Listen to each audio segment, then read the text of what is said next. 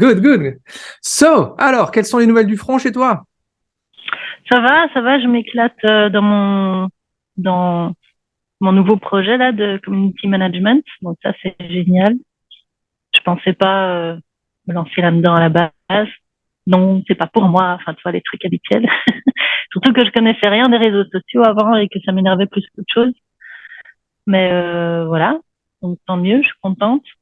Si on reprend ces 100 premiers jours, qu'est-ce que le programme, qu'est-ce que l'accompagnement t'a apporté concrètement?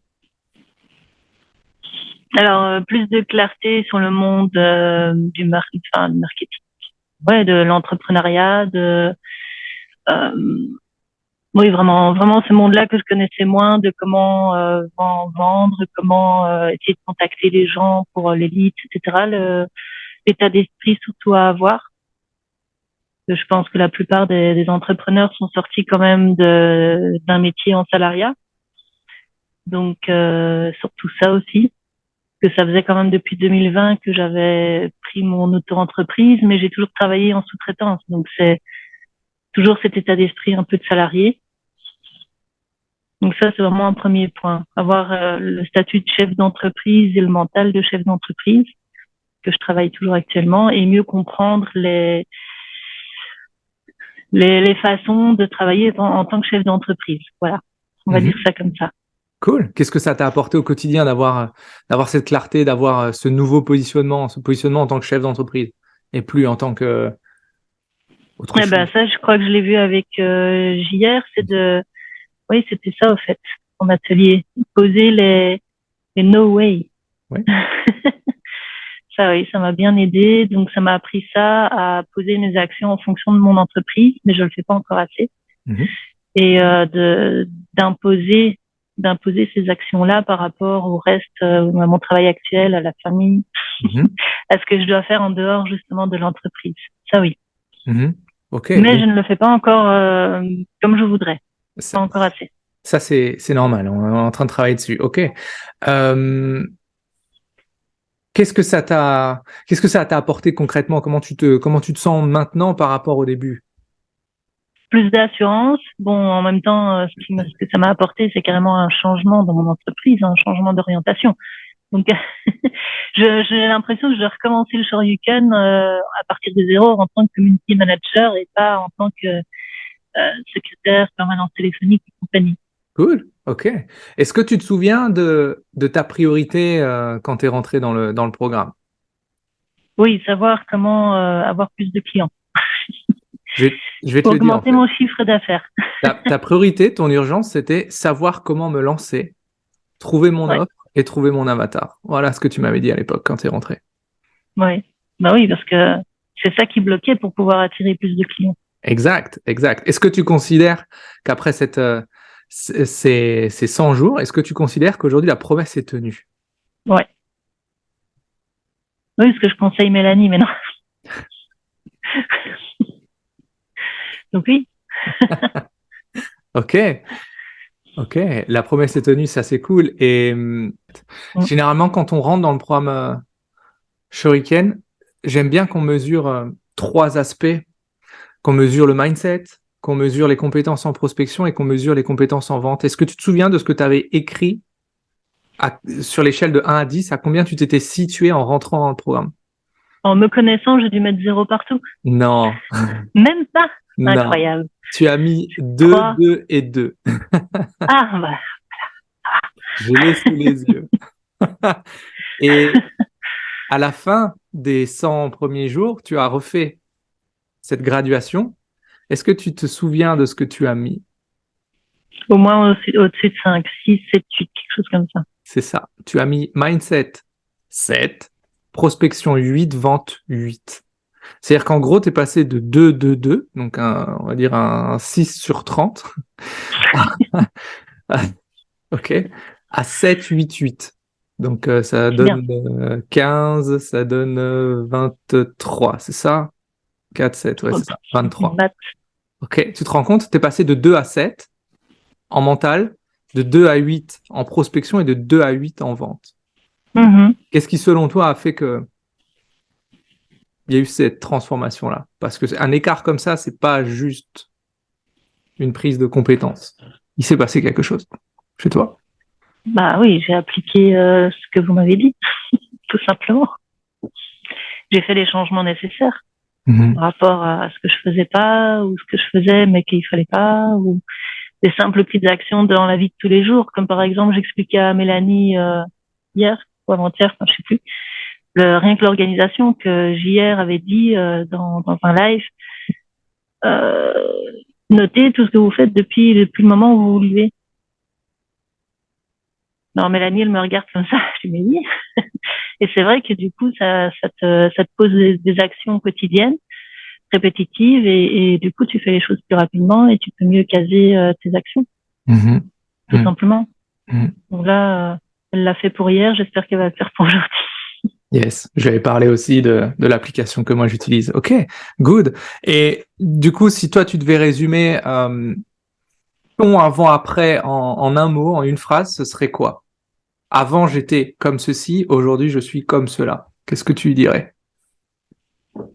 Bah avant, j'étais un peu désespérée et perdue, morale dans les chaussettes.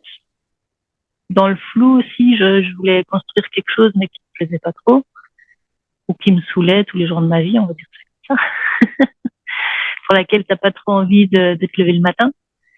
Et là, maintenant, je me sens beaucoup plus au clair avec moi-même. Je me sens plus assurée aussi.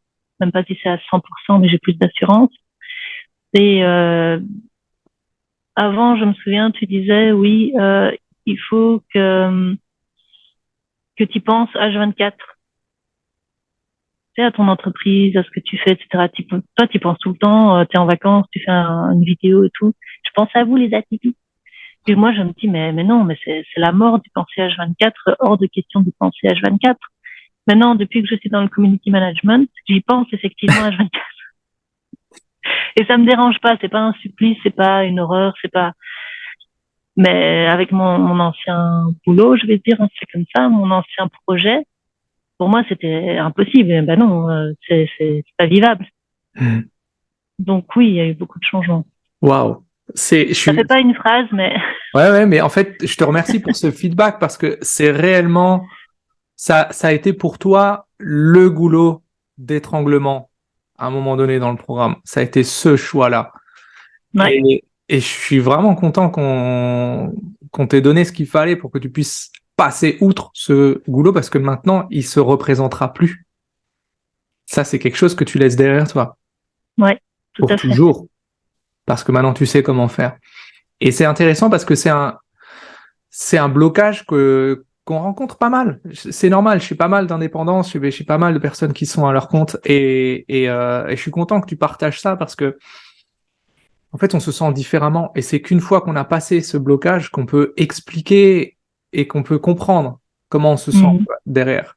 C'est un peu comme si maintenant tu es en train de faire ta randonnée, il y a un pic et puis tu te dis ah de l'autre côté tout le monde m'a dit que c'était si bien que ça, c'est trop cool, il y a une super plaine, il y a machin et tout, mais tant que t'as pas passé ce pic là, tu peux pas dire oh, ah ouais en fait c'est vraiment ça quoi. Donc waouh, merci pour ce partage. Faut le vivre. Exact, faut le vivre. Est-ce qu'il y a autre chose que toi tu souhaiterais partager avec des personnes qui se posent la question du putain, mais pourquoi est-ce que maintenant je me lancerais avec cette équipe-là là, dans ce shuriken? Est-ce qu'il y a autre chose que toi tu voudrais partager avec ces gens-là? Alors, c'est le genre de questions à me poser à l'avance, hein, parce que faut que je me prépare. C'est ce que je fais, je te la pose à la fin. Du coup, comment trouver les mots? C'est bon, je crois que je te l'ai déjà dit, hein, mais si je suis venue, c'est uniquement parce que Betty m'a poussée, je la connaissais, j'avais confiance en elle. Enfin, j'ai fait confiance en elle parce que, comme tu dis, on peut pas savoir à l'avance ce que ça va nous apporter. Mais là, ce que je peux dire, c'est que faites confiance à Christian, en fait. Faites confiance à Tintin.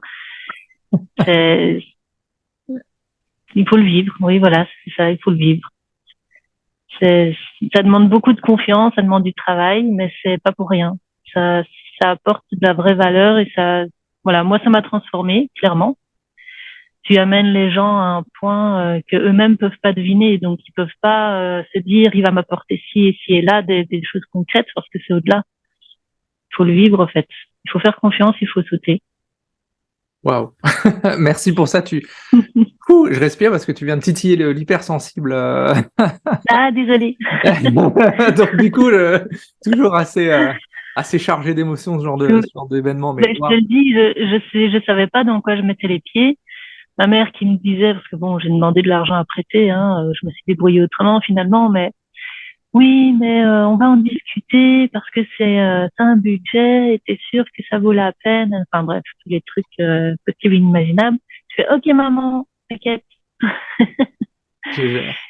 Donc oui, c'était pas du tout. Voilà, tout était sombre, on va dire ça.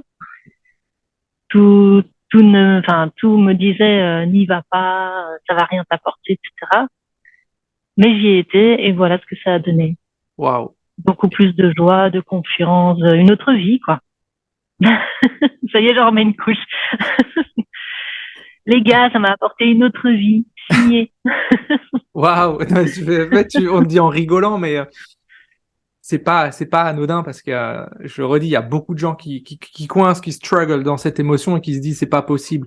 Pourquoi est-ce que je dois endurer ça? Est-ce que je dois l'endurer ad vitam aeternam Voilà, ou c'est est-ce ça. que je dois retourner dans un salarié pour être définitivement cloisonné dans ce fucking CDI qui va me rendre malheureuse toute ma carrière ou pas? Et ceux qui osent franchir cette barrière noire là que tu as décrite, eh ben en réalité voilà, tu peux pas le faire seul, ça marche pas. Faut le faire avec des gens qui ont franchi cette barrière et qui ont les lanternes dans la main, quoi. Sinon, ça Mhm. n'avance pas. Waouh, c'est fou, costaud ça.